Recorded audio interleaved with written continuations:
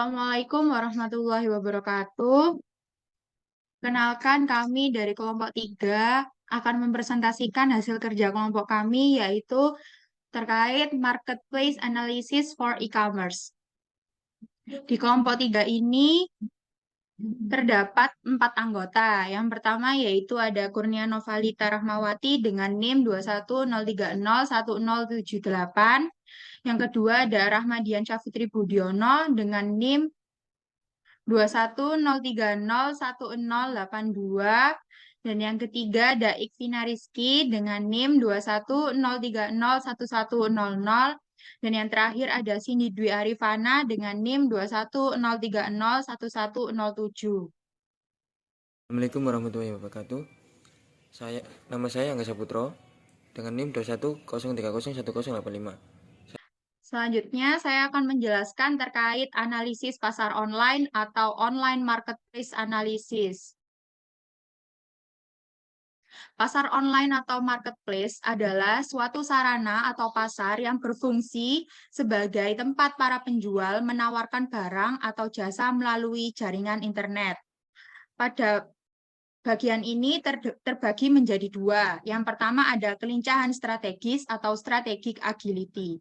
Kelincahan strategis adalah konsep yang sangat terkait dengan teori manajemen pengetahuan dan didasarkan pada pengembangan proses yang baik untuk meninjau peluang dan ancaman pasar, dan kemudian memilih opsi strategi yang tepat.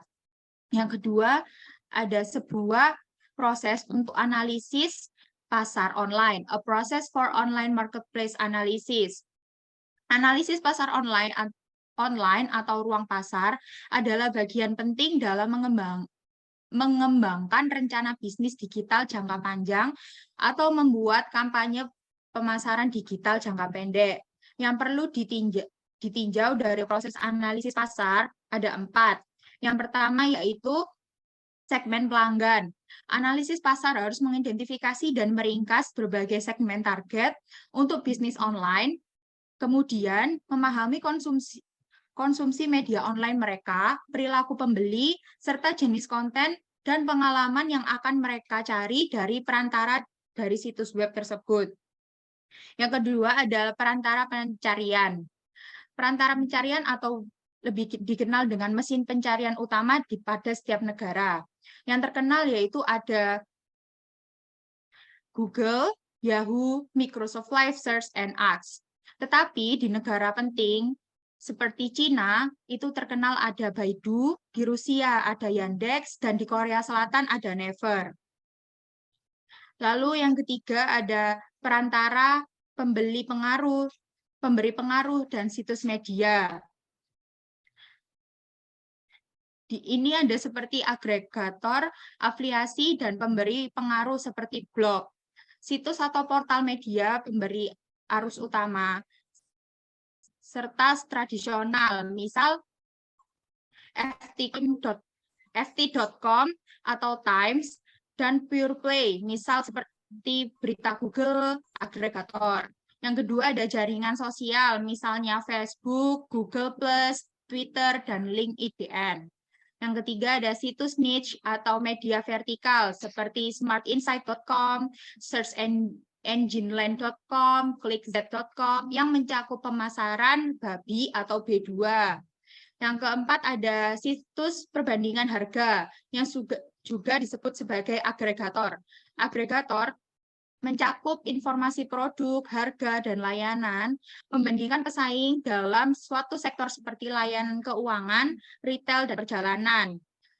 Yang kelima ada superafiliasi. Afiliasi memperoleh pendapatan dari pedagang yang mereka rujuk lalu lintasnya menggunakan pengaturan berbasis komisi berdasarkan proporsi penjualan atau jumlah tetap. Lalu ada situs media. Selanjutnya, lokasi perdagangan di pasar atau location of trading in the marketplace yang akan dijelaskan oleh teman saya yaitu Kurnia Novalita.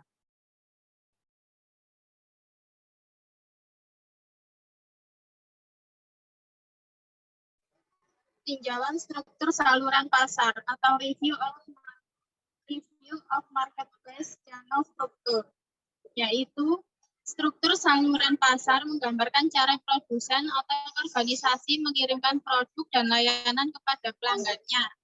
Contohnya, saluran distribusi seperti grosir dan pengecer.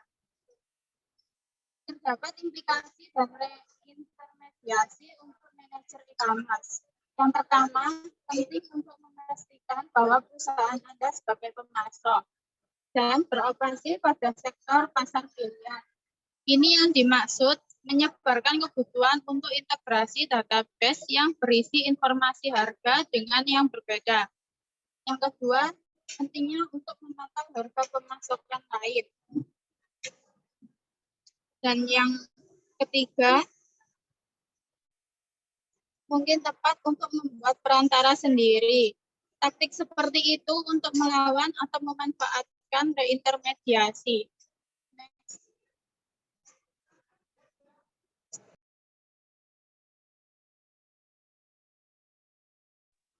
Lokasi perdagangan di pasar atau location of trading in the marketplace. Perspektif lain tentang konfigurasi pasar berkaitan dengan posisi perdagangan dan kekuatan relatif antara pemain yang berada di dalam pasar.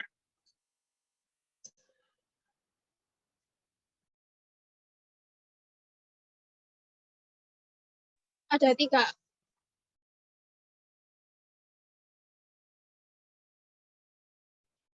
Selanjutnya tentang pentingnya modal pasar multi-channel atau the importance of multi-channel marketplace models. Perilaku pembeli saluran modern saat konsumen menggunakan berbagai media untuk melakukan pembelian dan mendapatkan dukungan pelanggan. Pembeli online biasanya menggunakan kombinasi saluran saat mereka mengikuti perjalanan pelanggan. Saat mereka memilih produk dan berinteraksi dengan merek, mereka tidak menggunakan internet secara terpisah. Mereka menggunakan media lain serta cetak, TV, surat lalu. Pendekatan yang efektif untuk menggunakan internet adalah berbagai bagian dari strategi pemasaran multisaluran. Mendefinisikan bagaimana saluran pemasaran yang berbeda harus mengintegrasikan dan mendukung satu sama lain dalam hal mengembangkan proporsi dan komunikasi mereka berdasarkan manfaat relatif mereka untuk pelanggan dan perusahaan.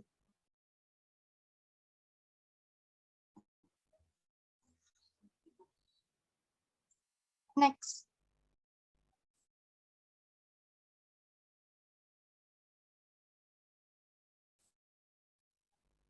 Selanjutnya, pengaturan komersial untuk transaksi atau komersial arrangement.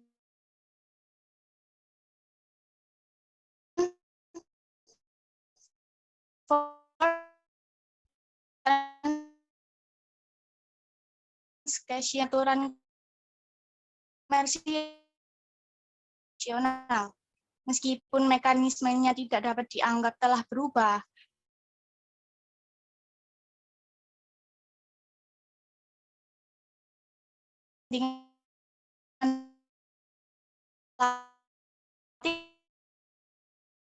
dari pilihannya untuk mempublikasikan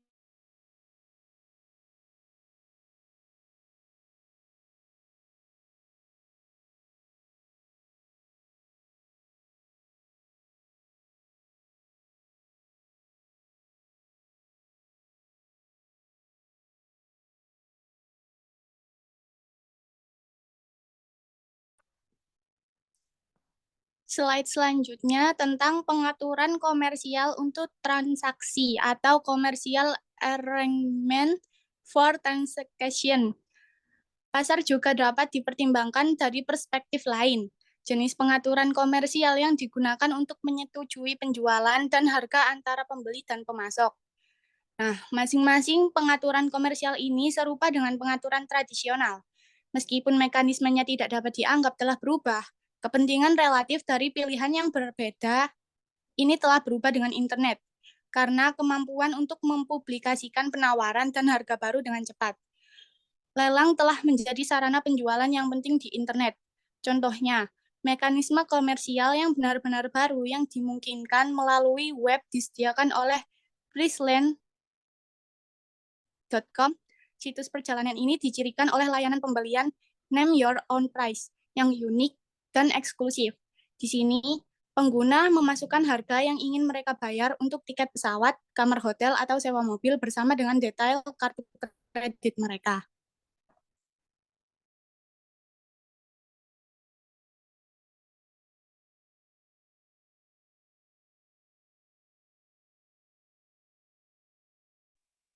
Slide selanjutnya berisi tentang berbagai jenis perantara online dan influencer atau different types of online intermediary and influencers. Berbagai jenis perantara online sebagai mitra potensial untuk mempromosikan bisnis online adalah bagian penting dari analisis pasar. Mengidentifikasi berbagai jenis perantara baru yang masih dapat kita kenali hingga saat ini. Yang pertama ada direktori seperti Yahoo. Yang kedua ada mesin pencari seperti Infoseek.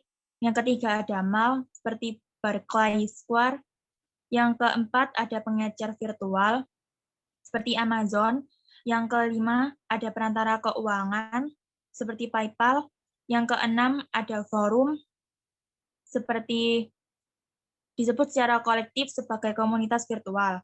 Yang ketujuh ada evaluator atau situs yang melakukan review atau perbandingan layanan. Next. Ringkasan jenis perantara atau summary of the types of intermediary. Berguna khususnya bagi pemasar. Untuk memahami jenis-jenis ini, karena mereka bertindak sebagai daftar periksa bagaimana perusahaan mereka dapat direpresentasi pada berbagai jenis perantara, penerbit online, dan pemilik media yang dulu dikenal sebagai portal, sebuah istilah yang tidak lagi berlaku kebaikan. Next.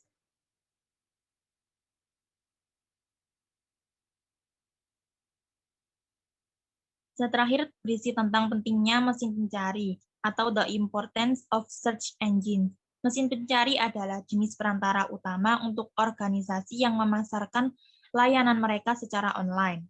Karena saat ini mesin pencari adalah metode utama untuk menemukan informasi tentang perusahaan dan produknya. Sebagai bagian dari analisis pasar berguna bagi perusahaan untuk permintaan produk dan preferensi mereka merek di berbagai negara dengan menggunakan alat seperti Google Trends, atau Google Keyword Planner. Saya akan melanjutkan presentasi dari kelompok saya.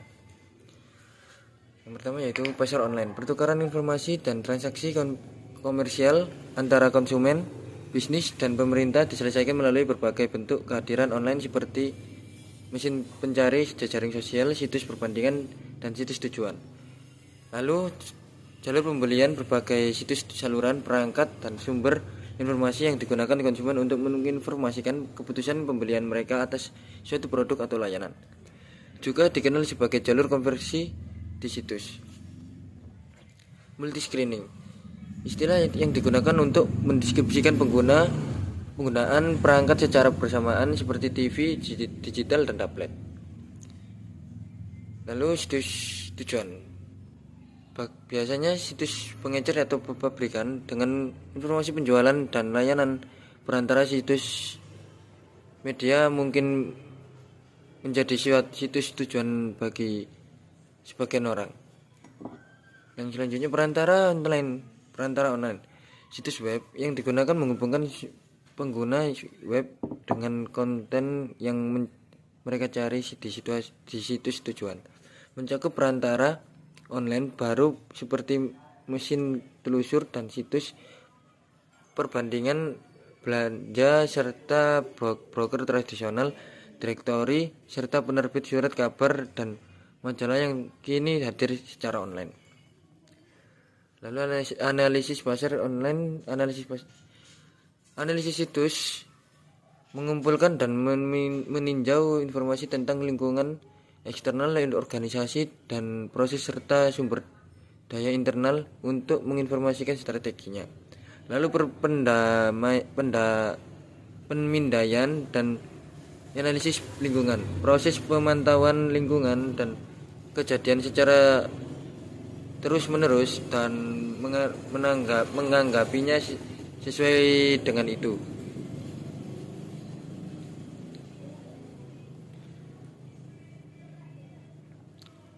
Lalu kelincahan strategis, kemampuan untuk berinovasi dan mendapatkan keunggulan kompetitif dalam pasar dengan memantau perubahan dalam pasar organisasi dan kemudian mengevaluasi strategi alternatif secara efisien dan memilih, meninjau dan menerapkan strategi kandidat yang tepat.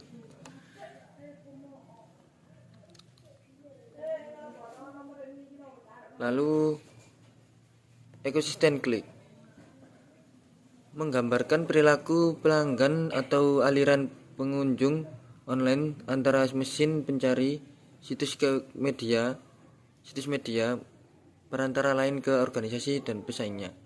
Lalu ekosistem pasar online menggambarkan perilaku pelanggan atau aliran pengunjung online antara mesin pencari, situs media, perantara lain ke organisasi dan pesaingnya.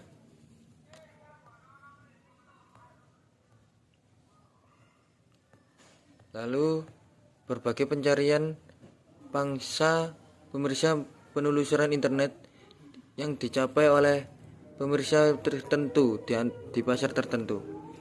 Yang selanjutnya agregator, istilah alternatif untuk situs pembanding harga. Agregator mencakup informasi produk, harga, dan layanan membandingkan pesaing dalam suatu sektor seperti layanan keuangan, retail, atau perjalanan model pendapatan.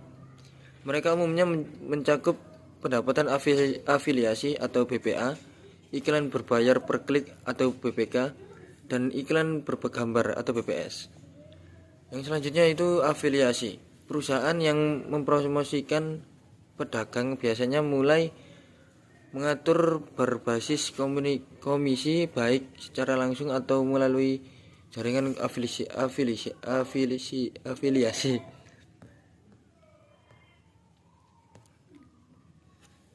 Yang selanjutnya yaitu proposisi nilai online atau VP.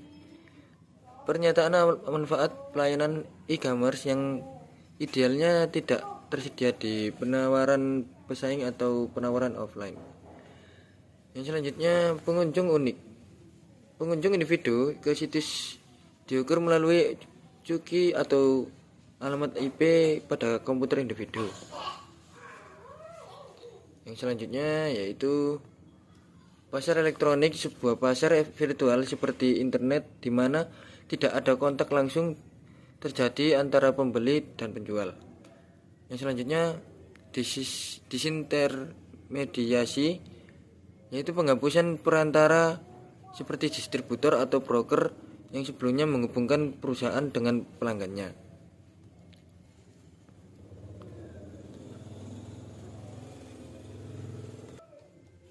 Yang selanjutnya yaitu reintermediasi, penciptaan baru perantara antara pelanggan dan pemasok yang menyediakan layanan seperti pencarian pemasok dan evaluasi produk. Yang selanjutnya yaitu kontramediasi, penciptaan yang baru perantara seperti penerbit atau situs pembanding oleh perusahaan mapan, mungkin situs baru yang atau diperoleh melalui pembelian atau kemitraan. Yang selanjutnya yaitu perjalanan pelanggan, deskripsi perilaku pembeli, multi saluran modern saat konsumen menggunakan berbagai media untuk memilih pemasok, melakukan pembelian dan mendapatkan dukungan pelanggan. Yang selanjutnya strategi pemasaran multi saluran, mendefinisikan berbagai saluran pemasaran yang berbeda harus mengintegrasikan dan mendukung satu sama lain dalam hal pengembangan proposisi dan komunikasi mereka berdasarkan manfaat relatif mereka untuk pelanggan dan perusahaan. Yang selanjutnya yaitu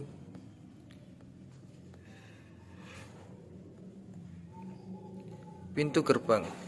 Situs web yang bertindak sebagai pintu gerbang ke informasi dan layanan yang tersedia di internet dengan menyediakan mesin pencari, direktori, dan layanan lain seperti berita pribadi atau email gratis. Yang selanjutnya yaitu mesin pencari laba. Laba dan robot alat otomatis yang dikenal sebagai laba-laba atau robot mengindeks situs terdaftar. Pengguna mencari ini dengan mengetik kata kunci dan disajikan dengan daftar halaman. Yang selanjutnya itu bisnis online model. Ringkasan tentang bagaimana sebuah perusahaan akan menghasilkan laba dengan mengidentifikasi proposisi nilai produk atau layanan. Intinya menargetkan pelanggan di pasar yang berbeda. Posisi di pasar online kompetitif atau rantai nilai dan proyeksi pendapat dan biayanya.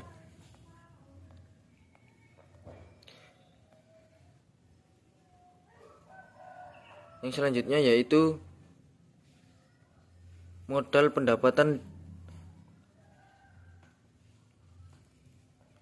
Dapat dijelaskan metode menghasilkan pendapatan untuk sebuah organisasi.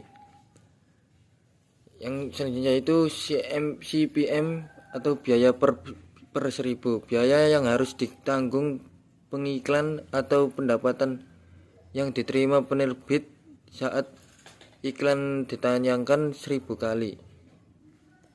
Yang selanjutnya adalah BPK, biaya per klik, biaya bagi pengiklan atau pendapatan yang diterima oleh penerbit dari setiap klik tautan di situs pihak ketiga. Yang selanjutnya yaitu biaya BPA atau biaya per akuisisi, biaya bagi pengiklan atau pendapatan yang diterima oleh penerbit untuk setiap hasil seperti prospek atau penjualan yang dihasilkan setelah klik di situs pihak ketiga. Yang selanjutnya yaitu manajemen hak digital atau DRM. Pengguna berbagai teknologi untuk melindungi distribusi layanan atau konten digital seperti perangkat lunak, musik, film, atau data digital lainnya. Sekian presentasi dari kelompok kami, kelompok 3. Bila ada salah kata yang disengaja maupun tidak, mohon dimaafkan. Wassalamualaikum warahmatullahi wabarakatuh.